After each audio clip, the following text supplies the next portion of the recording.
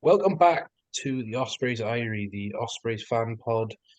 The fans, for the fans. We're back for another episode.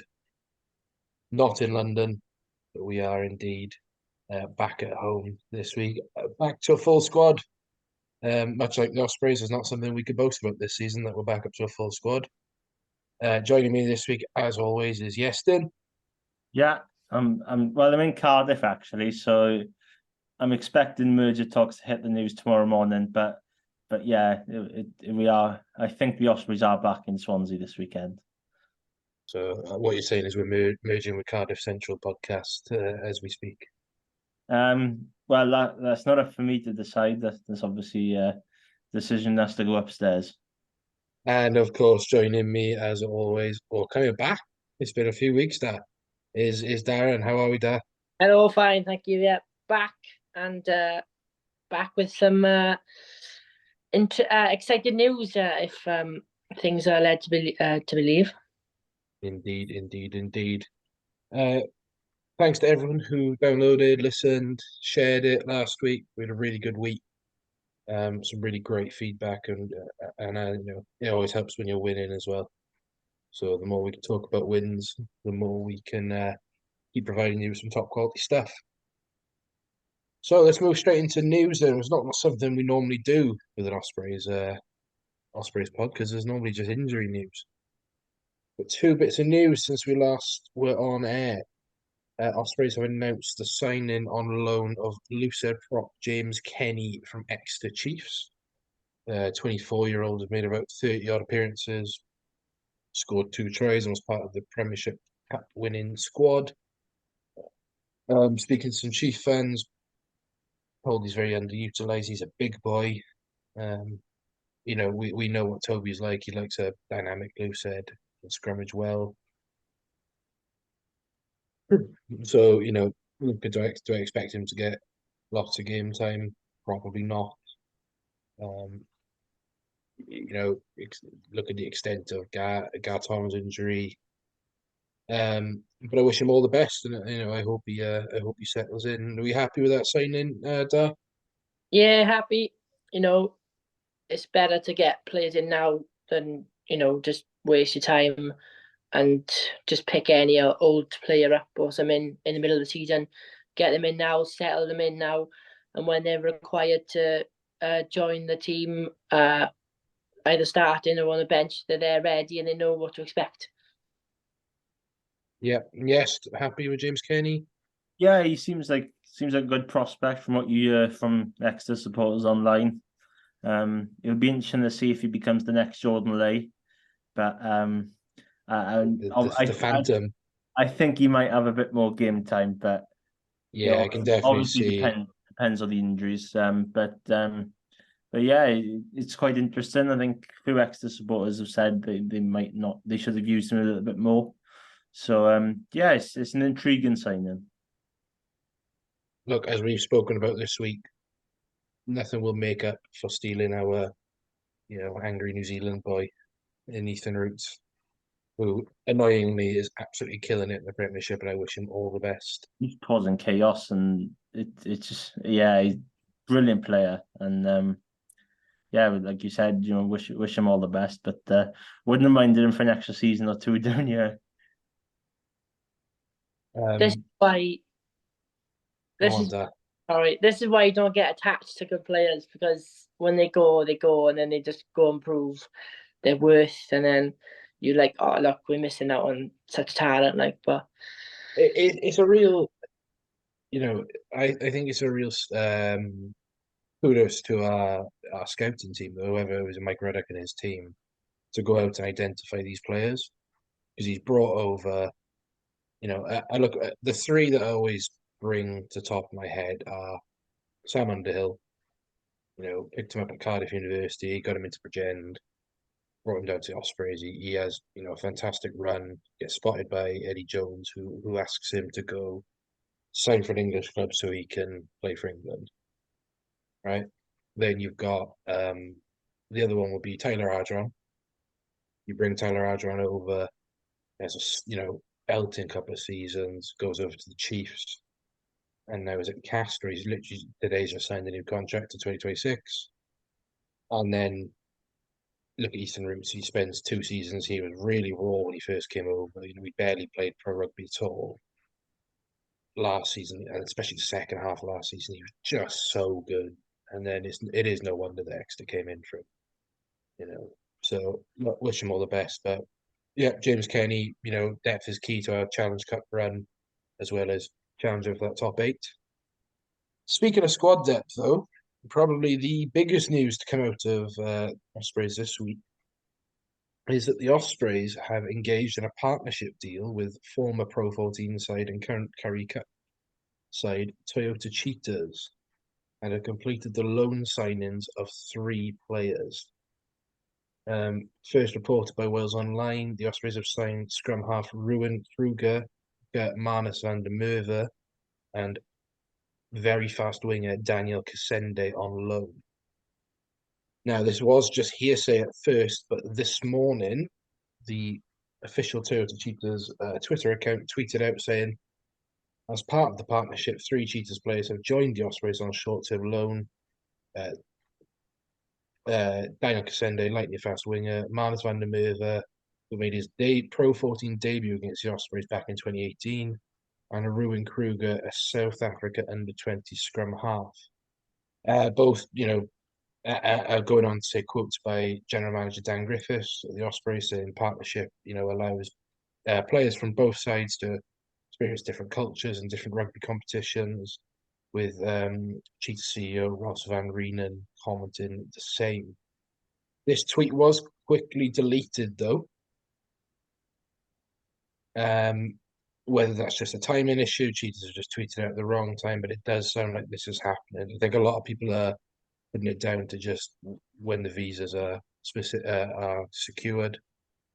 But it does seem like it's happening. I'm going to ask Yestin first. What was your thoughts on, or what were your initial thoughts on this? Did you think, oh no, another merger? The Bokspreys are coming? Well, that'd be interesting. Imagine Ospreys merging with a side in South Africa. Would they play somewhere in the middle? But yeah, well, Yeah. I didn't really think of that straight away. Because I think Y11 have got a bit of a track record of looking in towards clubs. I can't remember if they got a stake in the Melbourne Rebels or not, but there was rumours of that a couple of years ago. They obviously got a 25% stake in the Hurricanes in New Zealand. So you know, I think they're always looking to explore different options. And you know, the Cheetahs obviously fallen out of the Pro 14 as it was. They still play in the Challenge Cup. They were internationally at some point last season. And yeah, you know, if they can continue this, well, build on this partnership, you could have some young Welsh players playing in the Currie Cup, which I believe is a fairly decent standard. I think it's certainly probably an upgrade compared to what we've got over here with the Welsh Premiership. And then any proven South African player that might be at the Cheetahs, and maybe they want a chance at the URC, then they could come over to Wales. Yeah. What do you think? 3 South African players in on loan. Good thing, bad thing? I'm going to try and be positive because I've been trying to get my head around it all day. And I've had so much things going on in my head all day. It's a good thing. Like, don't get me wrong, it's brilliant that we're trying to like expand to like different leagues and everything and bring overseas players in. Just looking at the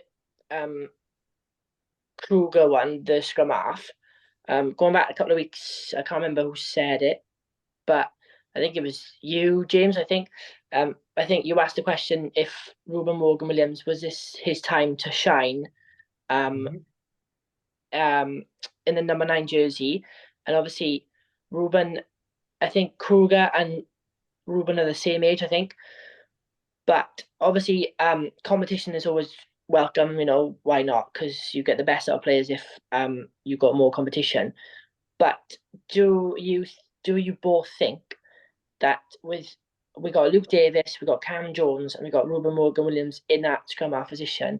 Do you think that bringing Kruger in as well as already having 3 decent scrum halves, in my opinion, to the region. Obviously, adding more players in is good, but do you think that will put a dampener on Ruben, thinking, yes, finally I get a chance to put the number 9 jersey that I've been waiting for years, being second to Rhys Webb for years, and now here are the news that Kruger's coming in and potentially, who knows, might replace him or may, add to him pushing himself more to become that number 9? Or do you think Kruger will come straight in and just say this number 9 jersey's mine? Or Ruben will panic and think, right, why are they bringing in another number 9 when this is my time to shine? Like, I think that 9 shirt is Ruben's for now. I don't think that Kruger coming in and I would just caveat this is all an if. Nothing confirmed on the Ospreys side has come out yet. By the time this podcast goes out, that could change. By the time we broadcast next week, that could change. If Kruger does come in, I feel it's very unlikely that he goes straight into starting lineup, right? We've got 4 scrum halves. I'd say he probably goes in at number 3. I think Luke Davis is still in that number 2 spot. You need 4 scrum halves for the season. It's a position where we probably have been a bit thin on the ice before. I don't think Ruben's in danger of losing that scrum half shirt. I think he's had a decent enough start to the season, justify keeping that shirt. It's the same with any player coming in. They've got to earn that shirt. And as much as we rag on like Luke Morgan or other players, they're in that shirt because they deserve. Both teams seem to have deserved it. So it's all well and good. Gloucester signed Mickey Young from Newcastle on a temporary injury cover. He comes in on the bench because he's injured. I only expect Kruger to come in, probably play sporadic bench appearances, and then definitely play some Challenge Cup rugby. Especially I think you'll see a lot of South African boys if they do come in play in that Lions fixture away. The boys will be perfect to go in that extended squad over to South Africa. And if Ruben keeps up the way he is he challenging for a Welsh spot as well? So there's going to be opportunities there. So I definitely don't think that any of the 3 are coming in and taking a jersey off another player. They've got to earn that. Yes, are you of the same mindset? Yeah, I think with Kruger, I think I'm probably in agreement. Going to go on a bit of a tangent here because if Marnus van der Merwe's first game was against the Ospreys in 2018, if that was out in Bloemfontein, I can remember the commentator having a bit of a field day with the pronunciations of some of the Ospreys players that day, which included Luke Prince at fly half and Hanno Dickinson on the wing. That was, yes, I believe, and I'm looking Yeah. at it right now. That's his debut. Then that's one for the history books, mainly because of the commentator. We won 27-26. And was that the Justin Tipperick quick hat try? If it was the home game, then it isn't. That was the one where the Ospreys led for about a second and won. If it was out in Bloemfontein, that's the commentary one. Yes, I believe it's the one out in Bloemfontein. Yeah, that's the Tipperick quick tap at the start of the second half. That is yeah. Uh, Can I just say, looking at them, looking at the lineups that day, Joseph Weber was a scrum half at hooker, and a certain Sean Venter at 9. I wonder where he went after that. Tian Swentpole was at 12 or something. Some magical weird thing happened. Yeah, Tian Schumann. Yeah, Dries Swanpo was at 12. You had what a good Sharks team, man. JP Dupree on the bench, Jasper Visa on the bench. Oh, this is a fantastic. Well, whereas we had Mark Fear and Sam Cross. I'm just going to say this could easily turn into a Cheaters podcast right this second. This is now a Cheaters Stand podcast. Back to where was I? I was talking about then. I think I think the scrum half is probably the same. I think Ruben's probably done enough to keep hold of that shirt. I think Luke Davis has offered some encouraging performances as well. But I think we might see a bit of Van der Merwe in the URC. Nothing against Ethan. I've forgotten his name again. Cameron Jones. No, the hooker, Ethan. Oh, Ethan Lewis. Ethan Lewis. I'm mixing up Ethan Lewis and Lewis Lloyd. That is, I really want to say Ethan Lloyd, but it's Ethan Lewis. So I need to sort that one out for myself. But I You're think, thinking of Evan Lloyd, the yeah, Cardiff hooker. It's just too much rugby going on. I think we need to stop. And I think nothing against Lewis Lloyd, but obviously he's a very young hooker, and we saw there's a couple of errors of the lineup when he came on Friday. Nothing against him. I think it's probably a bit more of a structural issue there, but I think we probably see Van der Merwe in there just for his experience, and I think getting a winger in as well, where there was a few injuries as we saw. Well, Friday, I think Toby Fricker had a little knock, and we've obviously lost Giles. We lost Giles after the Connacht game, and Prothero went off for HA against Zebra. So I think in terms of positions, they're probably positions we did need to get some depth in. Although I'm not sure how much they'll get game time, but I think we might see one or two of them. Yeah, absolutely. And look, there's a lot of talk going on at the minute about maybe who we'd send out there. Lots of maybe someone like Lewis Jones, Tom Florence going out there. Because Cheetahs have got some quality out there. Ruan Pina's out there. Francois Stain is in the Is he coaching not still set. playing? I think he might be in the coaching setup. Oh, right. And then, of course, my friend and yours, niche Ospreys player Rainier Bernardo, the man who I don't even think he ever played, did he? Or did he make one appearance? Well, he might have made. Oh, I really want to research that up. I'm not too Really, sure. really nice bloke. I've met him once or twice, but we are going to move on. We could talk about cheetahs and sharks, the Bokspreys all night. Absolutely one for the title, the return of the Bokspreys. But let's look back to the first Friday night game of the season, of the regular season. The Sharks at home with a little star caveat, the Twickenham Stoop. Now, none of us made it to the Stoop. Unfortunately, I couldn't make it up with work and stuff. But looking at the feedback on Twitter and Facebook and whatnot, everyone had a really good time, it seems. I'm going to say the attendance was around 7K. The conspiracy theorists will have you know it was 4 men and a dog. And that is all the attendance chat we're going to do. Strictly experience-wise, everyone enjoyed. The players looked like they had a great time. And really big thanks to Harlequins for lending us their gaff for the night. Came back at the actual game though. The game finished 19-5 to the Ospreys. The Ospreys trailed after 3 minutes after a lovely backs play. Put Buthelezi in the corner where Kerwin Bosch failed to convert. After that, it was a pretty dogged game. A lot of handling errors, a lot of turnovers. Where I find it. Saw Jack Walsh go over after a sustained period of pressure in the corner. Some questionable refereeing decision disallowed Ethan Lewis a try. The Ospreys kept going on with Walsh going over eventually after Owen Watkin pass. Ospreys then lost Owen Williams to what seems like a hamstring injury. Both Duncan Jones and Toby Booth have said that this is precautionary only. We are yet to see the extent of that. Walsh moves to 10 and Max Nagy, the man in form, comes on. Nagy then charges down a kick in centre field, takes the ball 65 metres to score. Walsh converts. On 37 minutes then, Yancey van Rensburg is shown a yellow card for a forearm to the face of Harry Deeves. Not that Harry Deeves was bothered.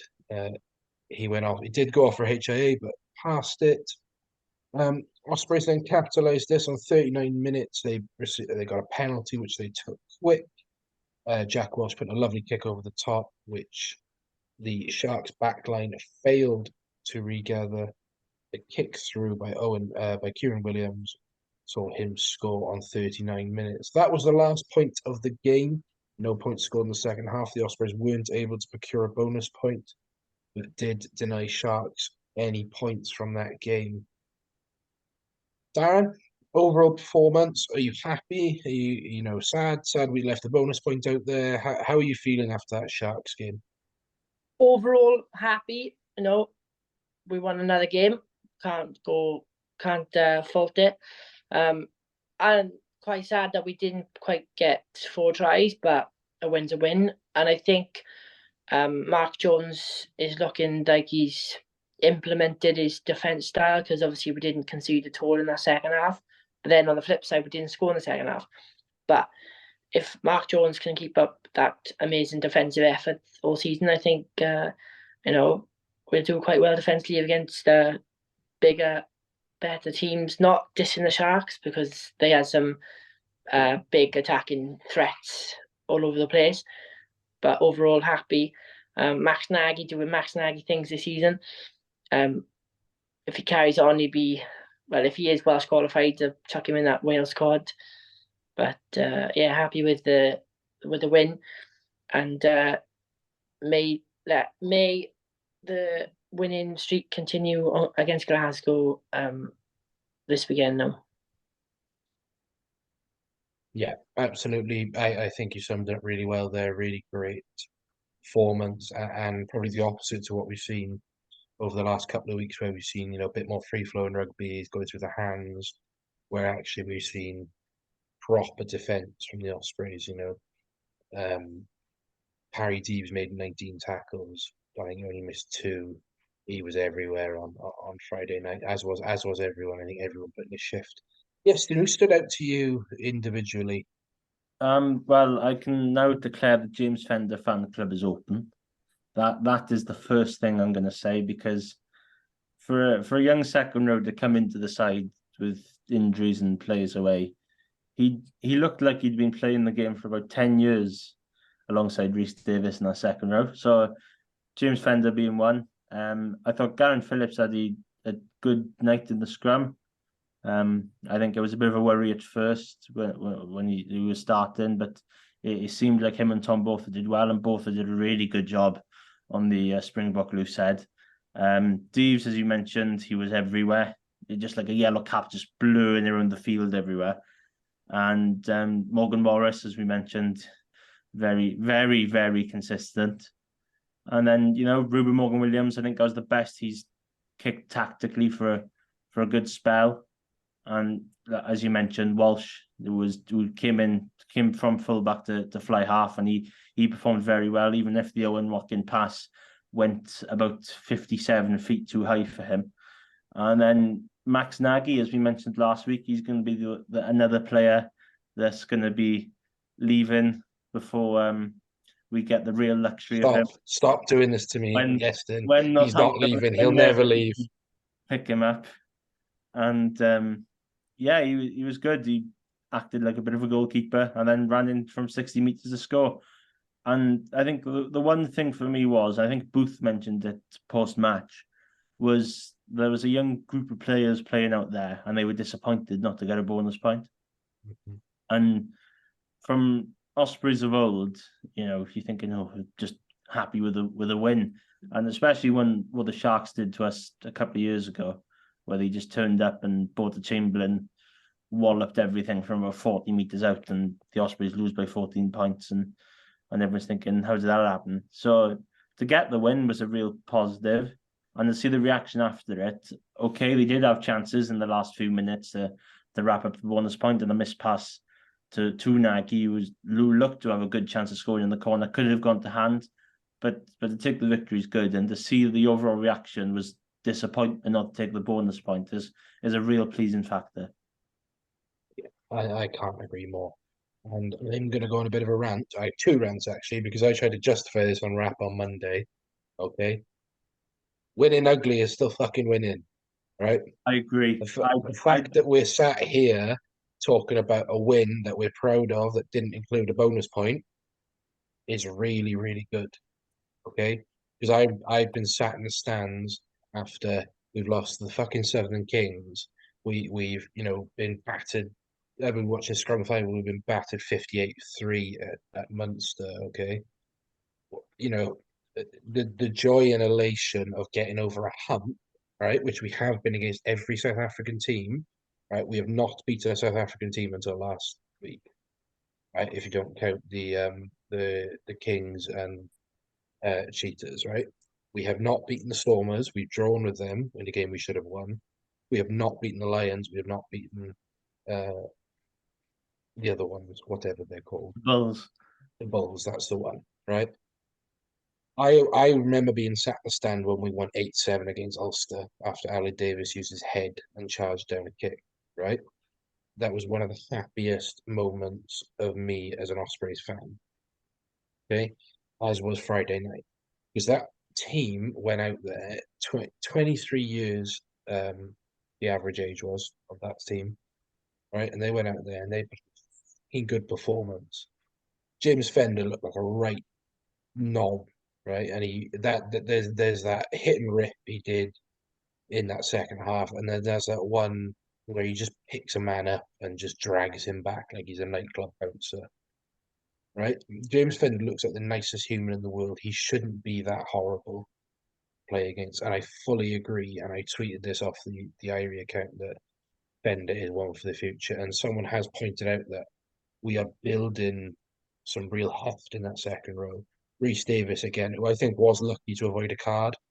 I'm not denying that, but he was everywhere again. He's just such a horrible fucker, right? He just looks like you let the air out your tires or something like in your car. But yeah, right.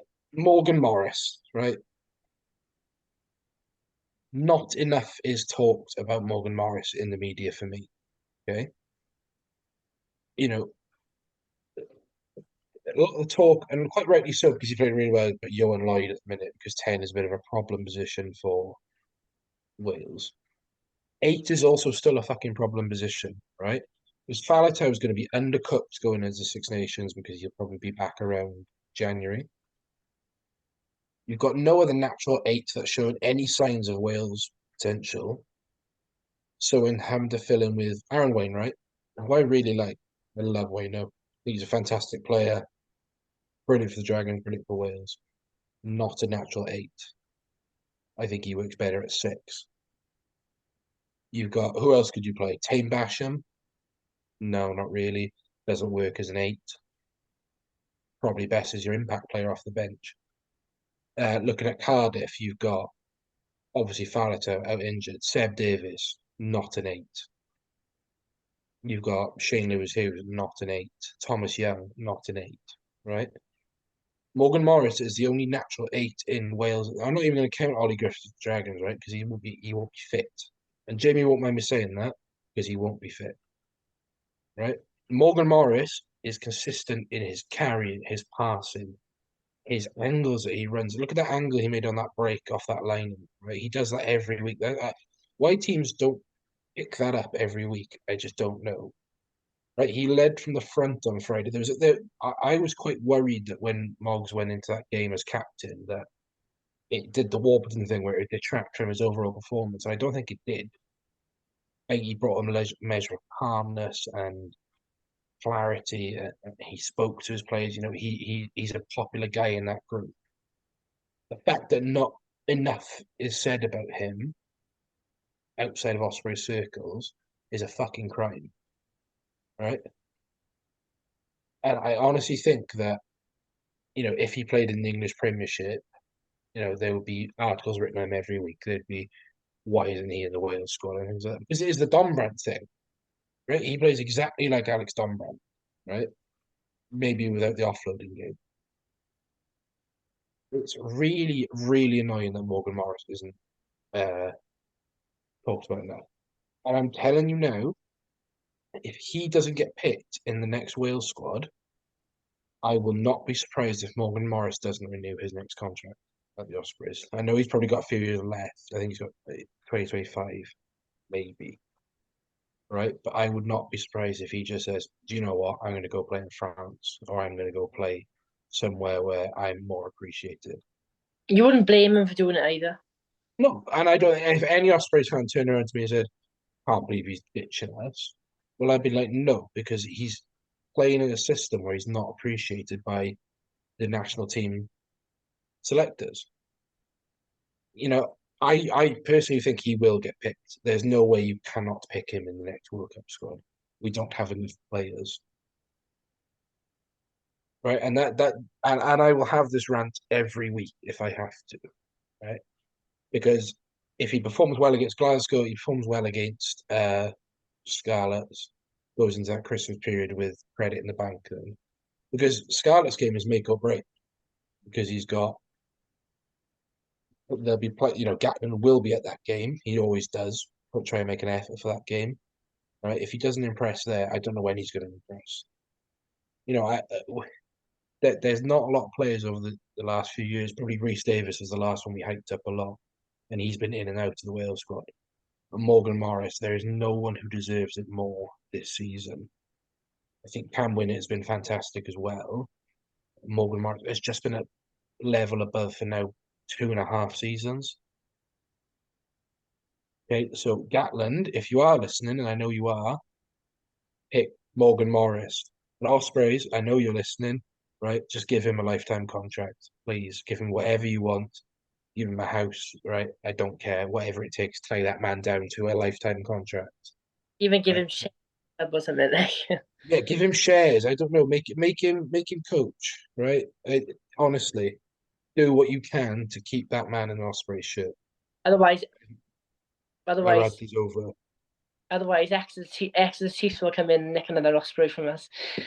Oh no, right. No, not another one. I can't know. No. You're a nice club. Like, I don't Yeah. know. Well, go Gloucester. Gloucester or Bristol.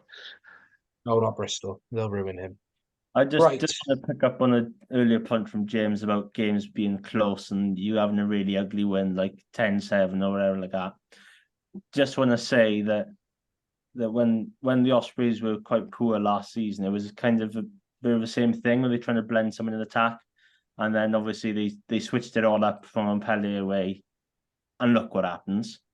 And they continue that for the other two European games. And look what happens. Watching 10 minutes worth of scrums at Welford Road in freezing cold conditions in the middle of January was probably the highlight of the Ospreys last season. It was certainly for me as someone that went to that game. So if any supporter is complaining about not getting a bonus point or anything like that in any game across all four regions with the budgets and things like that, then well, you just need to give your head a bit of a scratch, really, because come on, it's hard enough for the best of times. And if you're complaining about getting nabbed an extra point, okay, it might cost you the end of the season, but with the budgets and everything, you're like, oh well, just take the win. Yeah, and absolutely, and I think that goes for all four regions. I hate the Scarlets, right? It's not a fact that I hide. And Lee, I know you're listening. You will never get this from me again. I was quite happy when you won on the weekend because it's no fun when you're getting punked every week. You're low on confidence.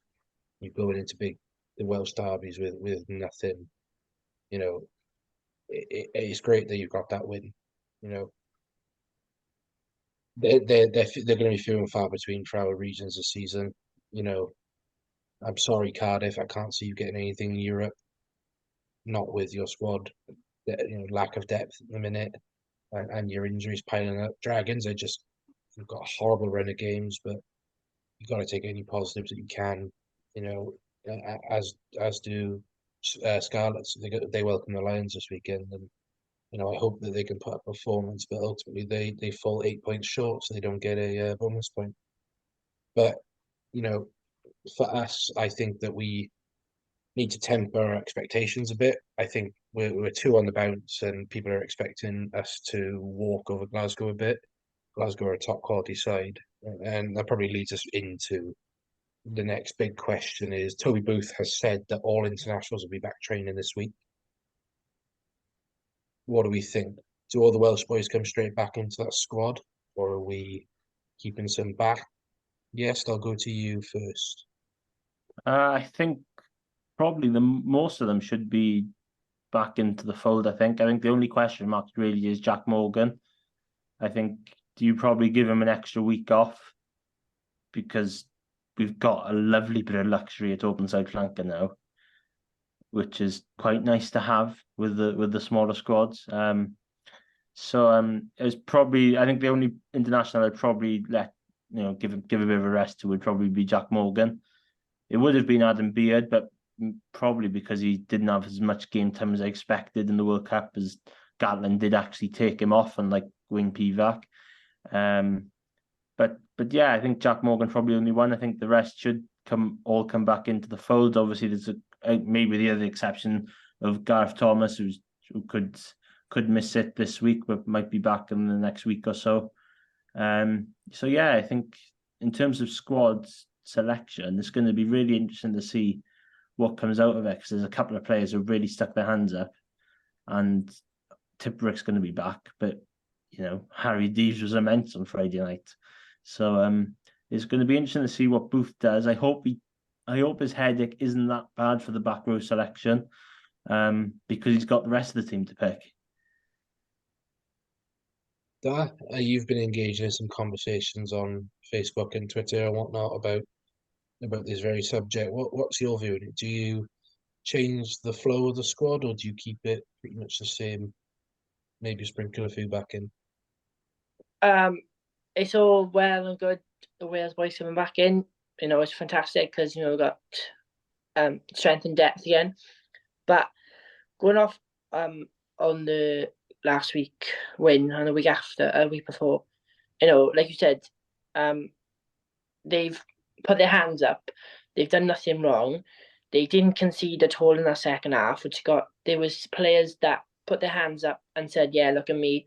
You might have better players in my position, but I've done nothing wrong not to play next week." I know it's Glasgow, and they got some quality players coming back, or they did have them back last week. But these young boys need to learn, and they need to be playing regular.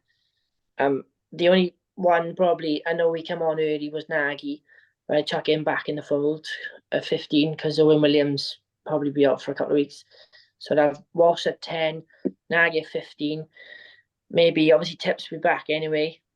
And then the only one change I would like to see is Nicky Smith starting. Obviously he was on the bench, not last week but the week before. I'd like to see him starting, and then bring the Wales boys back in now and starting this week on the bench maybe, but credit where credit's due. These young boys who put their hands up last week don't deserve to get chucked out. They all deserve their place in the squad. And yes, Booth has got a lot to head scratching and a lot of selection, tough decisions to call.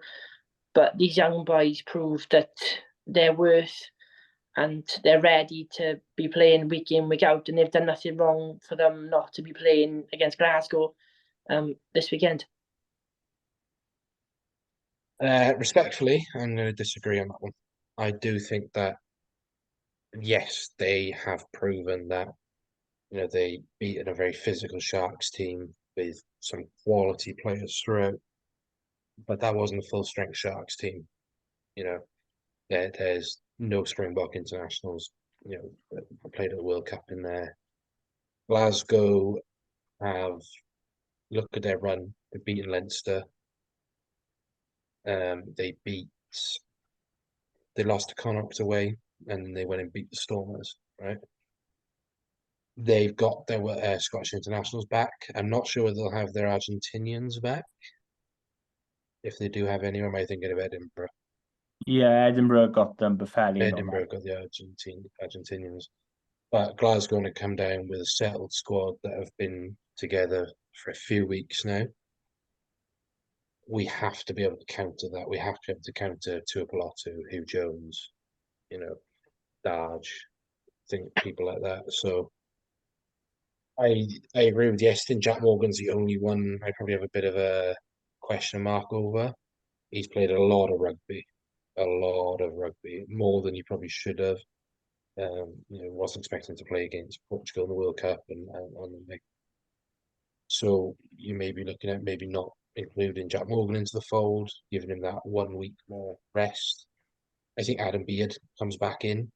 I love James Fender. Is he the right person to start against Glasgow? Probably not. But I do think that Adam Beard, Rhys Davis axis is one we've got to build around. James Fender called the lineup really well on Saturday, 93% lineup success rate. I just think bringing Beardy back just stabilizes that a bit more. I actually think Ethan Lewis stays in the hooker position even if Sam Harry's back. We've had no indication of how bad Spud's injury is. And Lewis Lloyd probably had his worst game off the line out on the weekend last week. I think Tips comes back in. He's had 1 week out. It's not like he's been away with the Wales squad. Probably the other question mark in, as I raised this on the wrap on Monday, is does George North come back? I think Keith had a fine game, but does he keep his space over Owen Watkin, who I think has had a better overall start to the season? Probably. I think you could definitely go the Owen Watkin, George North, 12-13. And then I actually thought Fricker did really well with not a lot of ball last week. He chased kicks really well, competed great. If he's fit, I wouldn't mind him coming back into the fold with Giles or Prothero or Morgan. I think all three equally I would be happy with. The two players that definitely have to play are Walsh at 10 and Nagy at 15. Nagy and Walsh both had really good games against Glasgow last year at home. So I would like to see them replicate that performance. That in terms of bringing Wales boys back in, I do think we have to bring them back in. Yes, then how do you beat Glasgow? What do you do? Copy and paste what we did last season and insert it into our performance on the weekend. Because last season it was quite a similar Glasgow side as well. I'm pretty sure Tupilotu played. Ali Price definitely started because he scored a disallowed try, and the Ospreys just won. They won convincingly as well. They got the bonus point later on, and then there's a few few errors when they let Glasgow back in for a couple of tries, but at the time when the bonus point was wrapped up, it was 32-3, and you're thinking, how has Glasgow managed to display that poor of a performance with such a good side? And I think the battle of the pack is going to be interesting. There'll be quite a few internationals in there. I think if Nicky Smith starts against Sander Ferguson, that's going to be a real good tussle. And it's going to be really interesting if the Ospreys can get on top there, then and get on top of them all as well. I think it's going to be really interesting. It was last season was one of the games where Michael Collins was at 12 with Watkin at 13. I'm pretty sure North played on the wing and got a try for himself. So selection's going to be quite an interesting one. Personally, I'd probably keep the centre pair in from this week and maybe even have North on the bench. I'm not so sure. Maybe bring him on for about 20 minutes, half an hour. Yeah, I think you could certainly then bring North back into the Dragons game. It's extremely harsh to drop one of those two centres, man, because I do rate them highly. Looking back and I love everyone knows I love Keith, and I've known Kieran from junior rugby, and we have mutual friends. Same with Ruben. So personally, it's very hard to drop them. Owen's had a really great start to the season, 13. It's a tough one. It is a tough one. And Owen's I think defensively sound at 13 as well. Yeah, and he's also defensive captain, it seems. Yeah. In terms of how we beat Glasgow last year, we got a real good parity at the scrum. I think we have to have that again. So, Darren's mentioned him before. Nicky Nicky Tombo to Ethan Lewis probably, will start and will scrummage well. Are we Which is having when Lake involved, or are we bring him off the bench? actually, yeah, Lake starts for me. I Uh, forgot about him. just wanted to double check in case Debbie Lake, yeah, oh, no, differentness will be back. You can actually bring him off the bench. He's a great impact sub. So, again, really harsh on Ethan to drop him because I think he's genuinely been an unsung hero this season. Darren, any other squad predictions you think they're going to come back for the weekend? Have you heard anything on the grapevine? I haven't heard nothing. I just, it's nice to have the Wales boys back. We've done okay without them, but they're going to add something in there. So be really interesting to see what Booth goes for, and whatever he goes for, I'll be happy. Even though personally, the youngsters have done okay, but then like we said, Glasgow physical side, they got Hugh Jones, Ali Price, and Tuatalopu or whatever you say his name. But you need to match them, don't you? So be interesting to see what he does. Yeah, absolutely. No, very exciting news. We're moving on to a new segment of the show, which we are calling Darren's Mailbox. Now, Darren, you run a account called True Osprey, where every week Darren will put out tweets asking for questions from Ospreys fans that he would like that they would like to answer on the show. So, Darren, you've got some questions for us. I have indeed. What is question one? Well, there's 4 questions. Are we going to answer them all or answer 2? Yeah, or... let's go for it. 4 questions. Let's go through them as we are men of the people. They are really good questions. So the first question is, if the London game earned more for the club and more people attended the game than would have attended in Swansea, should all home games be moved to London? If not, what is I can't say the word, accessible number to be played outside the region? Oh, good question. Now, the only reason we're playing 3 games outside the Swansea.com stadium is because the Swans, right? Let's get it out there now. We have no control over the fixture list. And one of those 3 games has been confirmed to be played at the Swansea.com as well. I think the Lions game, which was in doubt, I think that's is now at Swansea.com. Yeah. Brilliant. So the only other one is likely to be at Bridgend, okay, which is Cardiff on New Year's Day. Okay, that is 2 games outside the region, right? Or outside of our genuine home ground. I think that as a showcase, the London one was brilliant. Okay, the timing of it was obviously all wrong. And Toby Booth said if they do it again, he'd love it to be on Saturday. Right, and I would too. I think it'd be a great exhibition showcase every year to go out and do it. But definitely if you're going to do one in London, it has to be done once a year.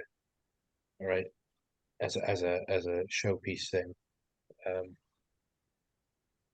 In terms of stuff outside the region, you've got to remember that these stadiums have to be up to a certain standard to be in URC considered, right? The Knoll is not up to standard, right? It is not a place where I think you could take a rugby team and say, yeah, this is great. It has a lot of history. It has a lot of heritage. I'm not denying that. Neath fans, don't shoot me, right? But it is not up to standard for pro rugby at the minute. Neither is St. Helens for prolonged rugby, right? St. Helens has 1 stand that is covered. And even then, that's barely covered. I stood in that stand every Wednesday for 2 years when I was at uni, right, watching the first team. The Brewery Field is the only one of the 4 that is up to standard. They won't play at Aberavon because Aberavon won't let them. Bridgend, and it's a brilliant atmosphere at Bridgend. It makes sense for New Year's Day because it's 1 stop from Cardiff, 1 stop from Talbot. It's accessible for both sets of fans, and it will be rocking, right? And it will be a great time, right? We know that the Swansea.com is too big, right? And yes, then I imagine you're going to say something similar. Yeah, as you said, the Swansea.com is a bit too big, and unfortunately, and yeah, I think London is probably just once once a season thing if we continue it from this season. Obviously, the timing has been very unfortunate with all other games going on at the same time. But yeah, as you mentioned, with the other grounds around the region, I think it's important to keep in touch with the region itself. But unfortunately, we've got two grounds which aren't really up to scratch, and then you just got Bridgend as an alternative. And if the New Year's Day game against Cardiff is in Bridgend, it could be a really good atmosphere, and it could showcase what development there's rumors about developments of other grounds to be put in place and things like that. So that could give a real showcase for something like that to happen, which would mean that the Ospreys wouldn't necessarily have to play all their games in the Swansea.com and say one day they might reach a big knockout match in Europe, which seems highly unlikely now, but you never know. It could easily work then, and having the game at the Swansea.com stadium. Brilliant. Darren, happy with them answers? Yeah, I am. Yeah, nice to have an overlook of what's out there, and there's options, not just why move all the games to one big city when you've got things on your doorstep that are easy accessible. Next question. Was the London fixture deemed a success, in brackets, off the field, and what metrics are being used to judge the answer to this? Oh, where's Anthony Cole Johnson when you need him? He'd be the perfect man to answer that right now. But from what I could see from social media and the response from the Ospreys, it seemed like it went well. Of course, like I just mentioned just now, with the timings and everything, it could have gone a bit better. And of course, I think not everything is perfect. But from what I've seen online and on socials, I think it has gone quite well. And I think there was a good turnout of South African supporters as well. So it was quite nice to have a game where there was two sets of fans in attendance. So but from what I can read, it seemed like it went okay. Yeah, look, we don't know what metrics they're using to judge said success. There is rumors going around. I get tagged in rumors a lot in the pod Twitter account. Josh Gardner tweeted last night saying that they got a better cut of ticket prices and concession stand prices. Look, ultimately, you have got to measure it on what did we achieve. We achieved a working partnership with London Welsh. Okay, we used the clubhouse, fan zone. We look great in terms of optics for the URC. They're hosting an exhibition match with a big South African audience. Someone's personal view on whether 7,000 is an improvement or a good metric to judge that game. I look at it as we put 3,000 through the gate against Zebra, 7,000 through. It's doubled it, Yes, I think it's a success, but it's something that someone a lot more qualified needs to answer. So if we do get ACJ back on, I'd love to put that question to him going forward. Next question, Da. Can you explain the residency rule for non-Welsh uni students studying in Wales? It's a leading question. What I'm really asking is, will someone like Max Nagy be Wales qualified? Right. Now, I think that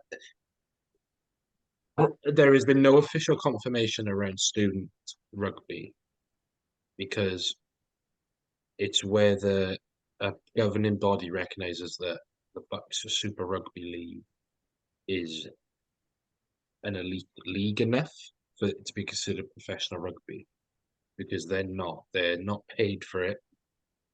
they're still students that aren't financially stable. So technically, I can't see his 3 years at Swansea Uni counting as residency. Probably only for when he started playing for the Whites. You could argue that he would have been getting paid, and he would have been playing pro rugby. And it's also when he first would have maybe signed a contract with the Ospreys. Saying that, this is all hearsay. I do not know any of it. The other side to this argument is, does Max want to play for Wales? Right. I've had conversations with Max when I was in uni, and friends have as well who were close to him. Max is a proud Englishman, proud, Northampton boy.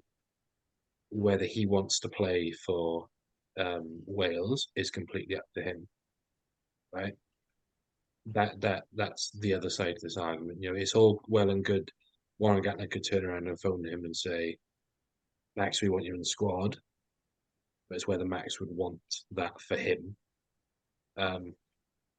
So in answer to the residency rule question, I am not sure, because I'm not sure whether governing bodies count Bucks Super Rugby as an elite professional or league as a professional standard.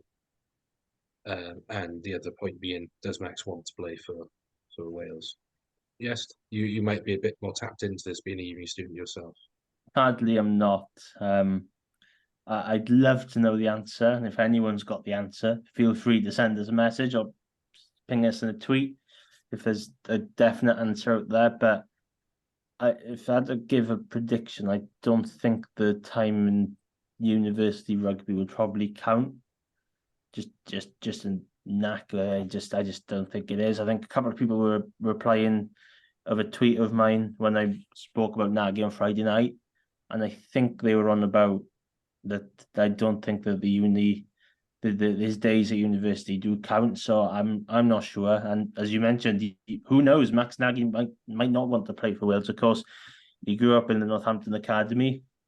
He idolised Stephen Myler, like we all do, and he might want to pursue an opportunity playing for England, like we've seen with Sam Underhill. And I apologise again, James, for mentioning that again, but it's becoming a frequency now. Yeah, I think that sums it brilliantly. And the same will apply for Jack Walsh, by the way. Obviously, Jack doesn't qualify for a few years, but Walsh qualifies for Australia, for England, and for USA on birth grounds. So the way Australia are going with their fly-offs, he might get parachuted next year. Imagine that. That'd be some shock. Yes, then, not yes, then, Darren. Any other questions, or is it the one I've been sent? No, I got one more. Oh. But I just want to add something in. If Nagy does play, or does want to play for Wales and he gets picked, because why shouldn't he be picked? He puts in great performances week in, week out for the Ospreys. Then who would you rather see? Would you rather see Zamet be fully converted into a 15, or would you have someone like Ewan Lloyd or something like that? I was at that Mickey Mouse game on Saturday, and obviously Kai Evans played, and he did okay from what was seen of him. But who would your 15 for Wales be for the future? Would it be Nagy? Would it be Zamet? Or would it be someone else? I think that it all depends on the style of rugby that Gatland and Alex King want to play. I think if you go in with Kai Evans as your fullback, you are looking to play a kicking game, a heavy kicking game at that. Kai is not the paciest bloke in the world, even for a back. If you went in and you said, right, we're going to fully convert Zam, then you're probably looking to play a bit more pace and a bit more of a running game. Again, it all depends on how Alex King wants to play. I think, if Nagy did get called into Wales squad, it'd be more of a running game, as we've seen, a bit more competing in the air, So it all depends on. I'd rather see Zam personally. That's nothing against Kai. I think Kai has his place in that squad. But if you want someone going forward, Zam probably is your way to go. Um, as a fullback, yes. What about that spontaneous question that Darren has put on us? Yes, it's a bit of a tough one, isn't it? Because if you look over the years, there's just been two players consistently in the 15 shirt. So now they're both gone. You think there's a bit of a scare thinking who's next. But you know, are we going to see Tom Rogers shift to fullback? There's been mumblings of that, although I'm not sure James will agree with me on that one. But it's a real bit of a problem position. Do you call up Cam Winnett, for example, who's obviously just started out at Cardiff, and in fairness to him, he is playing very well. He is playing very well.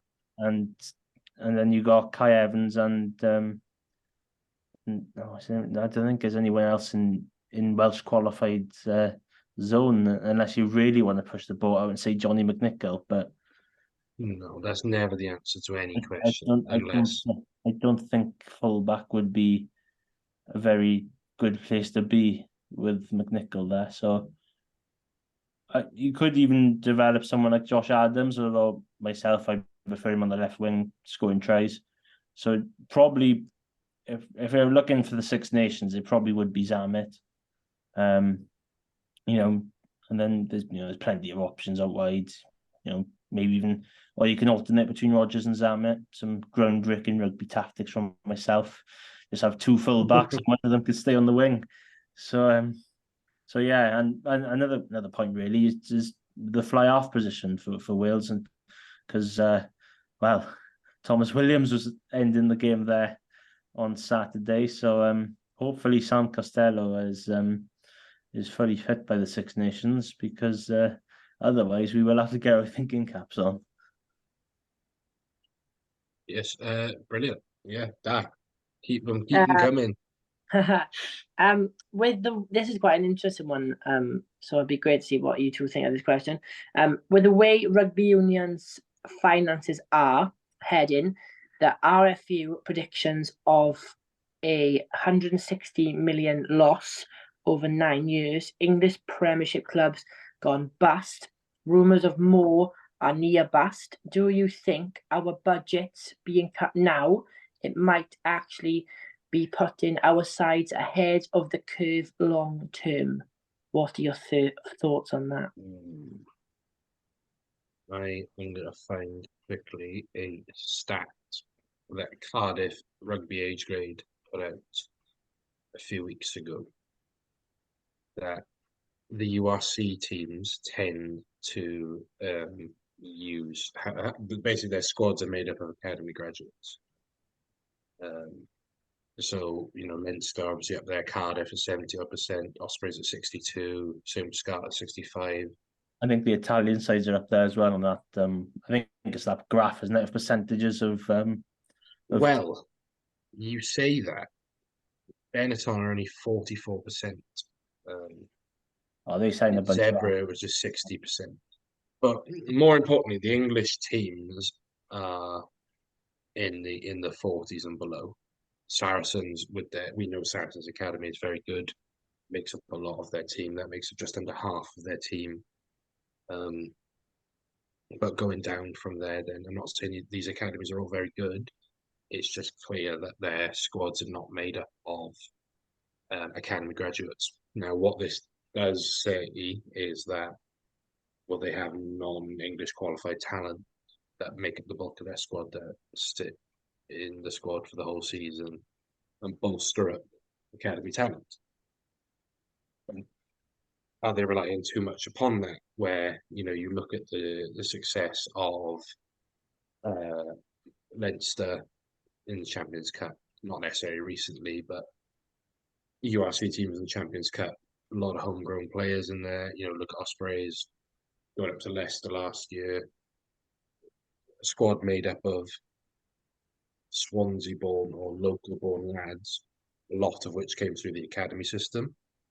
Was that necessarily true for Leicester? Not particularly.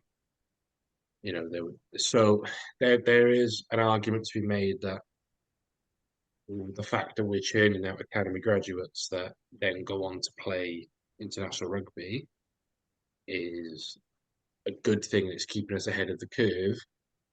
But the bad thing is we're not getting results with that system currently. We don't have the non-Welsh qualified talent to bolster and aid that young squad.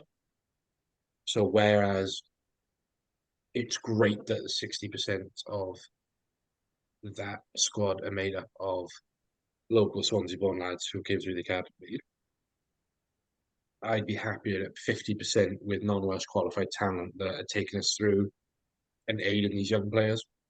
Look at the title-winning squad we had, right? It was made up of a mixture of nationalities that helped young players like Tibrick, Alan Wynne, Russell, Bigger, things like that. Okay, that's my take on it. Is yes, I'm happy that we've got academy graduate squad that maybe put us ahead of the curve in the future. Sean Holly said short-term pain, long-term gain.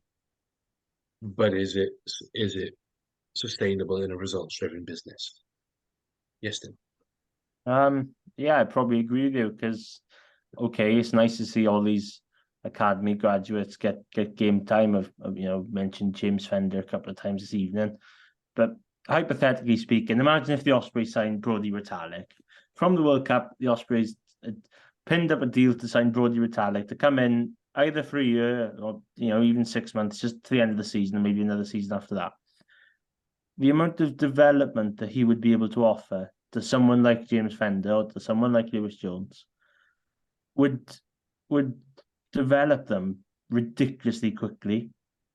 And I think you probably need to just about find that balance because, you could argue over the years that all four regions might have spent a bit of cash on some players that might not have been as good as, as you mentioned, the Ospreys Galacticos side, maybe not as good as those levels.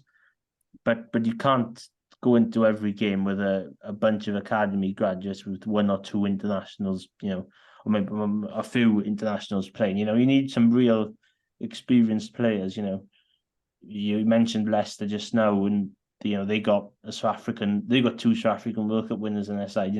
Saracens have got a bunch of English internationals, and they always had the odds player, like Will Skelton's was trotting out for them a few years ago, and you're thinking, oh, that would be nice, but it's probably just about finding the balance. You don't want to overload with too many foreign players because you don't want a 15 just with players that have played for different nations, but you can't do the opposite as well. Have an entire squad of academy graduates, so you probably want to just try and find a bit of a balance between giving the younger players a chance, but also having the players in the squad to give them the experience.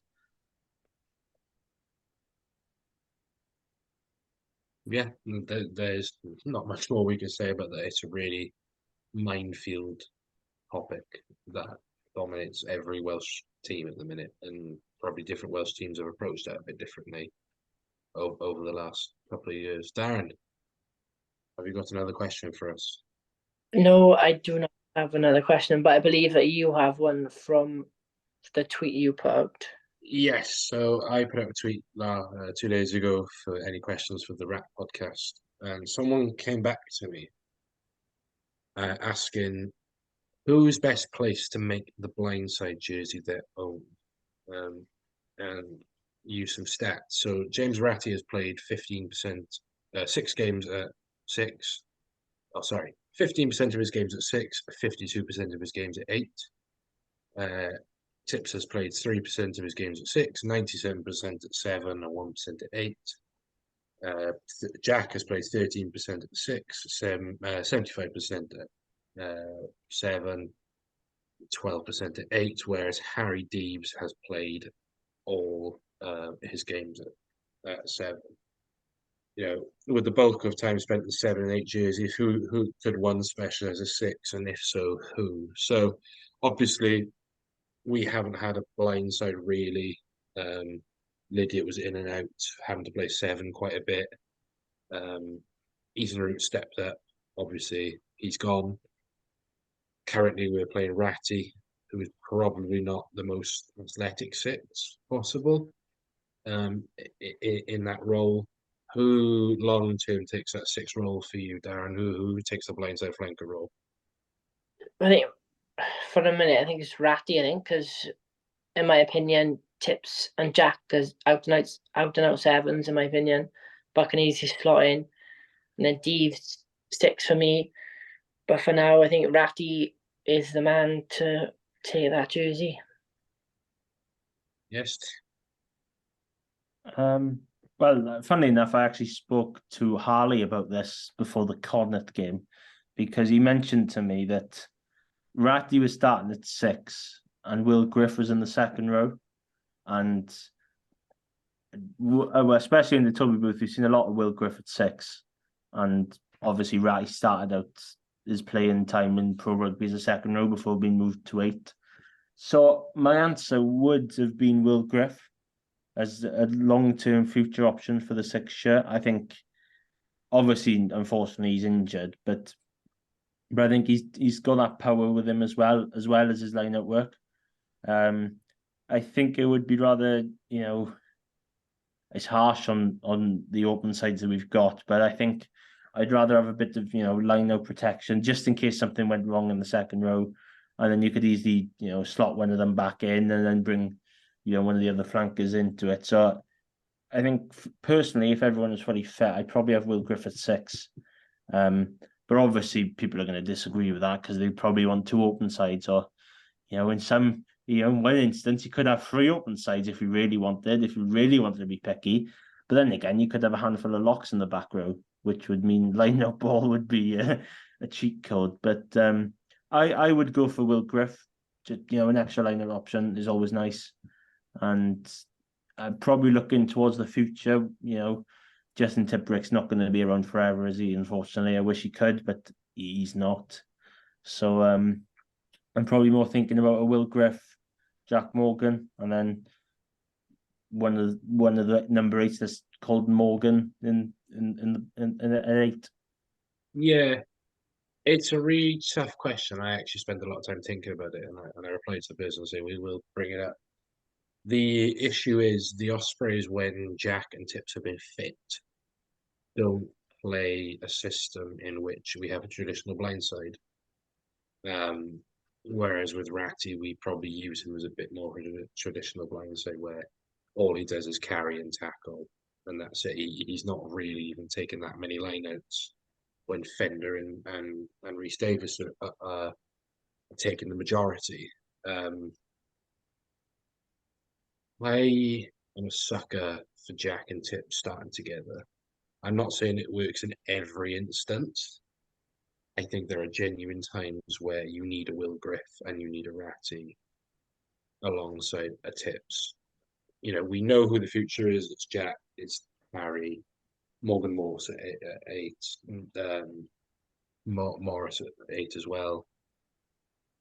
I am really struggling in terms of, do I see us going with 2 7s, but you can't deny their quality.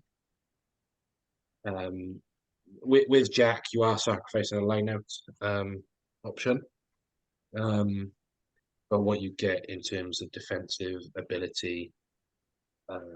So you can argue that Jack plays that 6 role a bit more, just in a 7 jersey, and then Tips does the more the breakdown work. I'm really struggling on it. Personally, I'd like to see Will Griff get an injury-free run of games at 6. He really deserves it.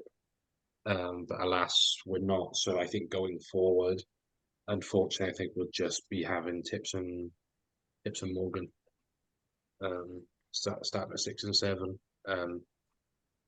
You've still got plenty of line-out options, which is why Beard comes back in, because then you've got 3 line-out options in Tipperick, Beard, and Rhys Davis. So, in answer to your question, Twitter user, I think long term, Will Griff takes that 6 jersey, and in the short term, I think we'll see Tips and Jack Morgan go through. I think that comes to the end of Darren's mailbox. I really enjoyed that actually. So Darren will tweet out next week, a couple of days before we record. Then we'll get some more questions in. Hopefully, have some Facebook users this time as well. But other than that, gentlemen, I think that may be us for tonight. So just to recap, Glasgow at home on Saturday. I don't believe this one is on free-to-air TV. Because we've been on it the last 2 weeks. So Viaplay only this weekend. But most importantly, get down to the stadium to watch the boys. Are you going down, Darren? I am indeed. Yeah, yes, Din? I actually don't know. It's going to be close, mainly because Pontypridd are playing Swansea at 2:30. So it all depends on how quickly I can get a Toyota Ego from Pontypridd to Swansea. So if the traffic could kindly move out the way, that would be nice. But I can't see that happening. So what time is kickoff? 2:30 for Ponty, then I think it's 5:15. 5:15. So great kickoff time on Saturday, 5:15 at Swansea.com Stadium. Get down there, support the boys. Some other notable games that weekend.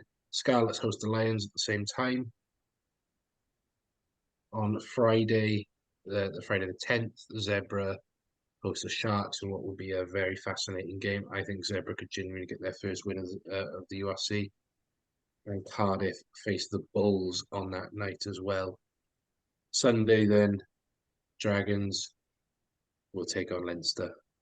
Jamie, Gav, I'm sorry. That might be a tough old day at the office for you. But you can find the pod on X or Twitter at Ospreys Eyrie. The social media engagement has been really great this week, guys. Really, some really great conversations going on. So anything, you can find us there. Gents, how do we find you? Darren, where do we find you on Twitter? At True Osprey, drop me a follow and I will follow you back. And Yestin, where can we find your ramblings? My ramblings, well, you have to check the Open Side blog for that. Which, by the way, I did put a piece up on the Ospreys game against the Sharks. That is a plug, so you can look at that if you want. But my Twitter is at Yestin_Thomas21. And the final thing I'll say, Ospreys by 3 on Saturday. Oh, we haven't done our score predictions. That's right. We will do them. I completely forgot about that. Quickly, you can find me. I tweet off the Ospreys Eyrie Twitter account. You can try and follow me at JamesReese8 on Twitter. My Twitter is on private for job reasons. You can also find me every Tuesday morning on the Rap podcast, hosted by Lee, Jamie, Harley, and myself, where we go through the regional rugby game. Gents, very quickly, give me your score predictions on Saturday. Darren. Ospreys by 5. Oh, Ospreys by 5. Yes, then. You're going to go Ospreys by 2? Ospreys by 3. Oh, by 3. I am going to go Ospreys by 6. A lot of momentum going into this game, guys. We have such an opportunity. Big things in the pipeline. A man in the news at the minute for copyright strikes against World Rugby. Yes, that is right. The man, Squidge Rugby. We've been in contact, guys. It's happening. We're getting him on the pod. Okay, so get excited for that. Anything you'd like to see from us three, please drop us a tweet. We love the interactions. But other than that, we will see you same time next week, where hopefully we'll be talking about a third win on the bounce before we go into the Welsh derbies. So this has been the Ospreys Eyrie podcast. Thank you all very much for listening.